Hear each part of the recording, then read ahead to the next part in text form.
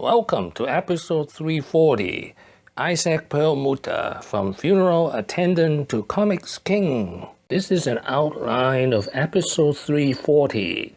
There are three reasons why we study Issac Perlmutter.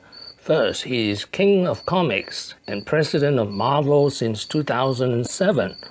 Second, he came to the United States with $250 in 1967 and started selling toys on the street of New York. Third, my friend King Solomon recommended him, one of the most secretive self-made billionaires in the world. This is the only picture we have of Issac Perlmutter for 25 years. It all changed when Perlmutter became an active supporter of Donald Trump. Issac Perlmutter, he's the CEO of Marvel Entertainment, and here's some video of him. He is rarely photographed. We believe that's him there on the left in the red tie. Very few photographs exist of this gentleman. He is said to be a former Israeli soldier. He is also said to have at one point attended the Iron Man premiere in disguise to avoid being photographed. And I think this is the picture of Issac Perlmutter in disguise. It's not clear what he's doing there, except we know that he is a longtime supporter and friend of Donald Trump. Perlmutter was born in then British Mandatory Palestine in 1942. This is a map of British Mandatory Palestine. He's a veteran of the Six-Day War in 1967 between Israel and its neighbor. In 1967, he immigrated to New York City with $250. His first job was standing outside Jewish cemeteries in Brooklyn, leveraging his Hebrew skills to lead funeral services for tips. His second job was selling toys and beauty products on the streets of New York City. Soon, Perlmutter figured out his formula for making money. He specializes in buying surplus and end-of-life inventory in bulk and selling them in retail for a big profit. He also teamed up with fellow Israeli immigrant Avi Arad in the toy business.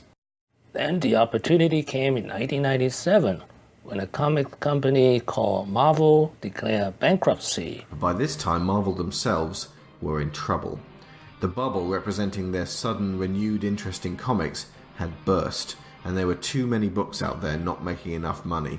In 1992, they had lost 7 major artists who went off to form Image, instrumental in the 90s comic boom, and after the inevitable slump, Marvel filed for Chapter 11 bankruptcy in 1996. Now, the battle for Marvel by 4 Jewish financiers.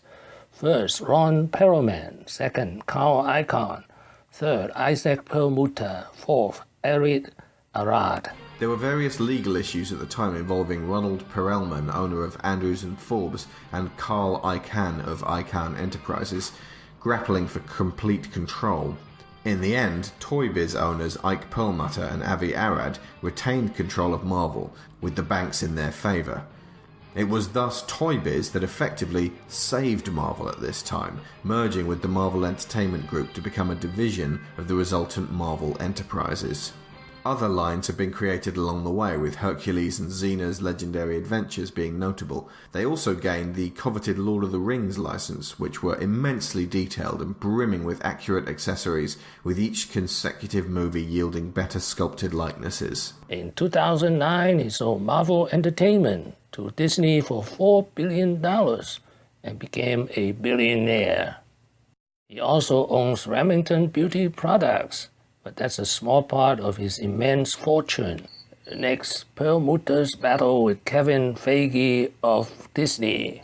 Who is Issac Perlmutter? First, we gotta give credit where credit's due. Perlmutter became CEO because he did a great job making the company a lot of money with his Toy Biz. And that is not slang for a toy manufacturing company. That's the name of the company, Toy Biz. Which makes me, okay, we have to talk about this shakeup that's going on over at Marvel Studios. Everybody knows that Marvel Studios president Kevin Feige has been like the guy that guides all these Marvel movies that we know and love. He's like our dad, if our dad was like wonderful and loved comic books instead of alcohol. But most people don't know Kevin has a boss that he has to answer to, just like anybody else. It's Marvel CEO Issac Perlmutter. He's old, he's super cheap, he's racist, he hates women. This is actually exactly like my dad's dad, by the way. And now Disney stepped in like super late Child Protective Services, and they've told Kevin, you don't need your dad boss's approval on any of your stuff anymore. You just do you, Kevin. That means Perlmutter has been completely cut out of the filmmaking process. Perlmutter is famous for being really cheap. I mean, world-class cheap. 2008 with Iron Man. But that's not to say that this man isn't just a little bit crazy. For one thing, he's cheap. I don't mean that he likes to save a few bucks here and there. From what I've gathered, this man does not like to spend money at all. He doesn't allow editors to have complimentary review copies to take home with them. They have to go out and actually buy the comics they worked on like you and I have to. The Marvel offices in New York have one bathroom per gender and one HR person for the entire company. He wouldn't even allow Marvel to have a booth at conventions like San Diego Comic-Con for years. What have I learned today? 3 things. First, at age 25, he immigrated to the United States with $250 and earned his first living standing for Jewish funerals in Brooklyn, using his Hebrew to gain tips. Second, he specializes buying and selling surplus or end-of-life inventory, especially in toys.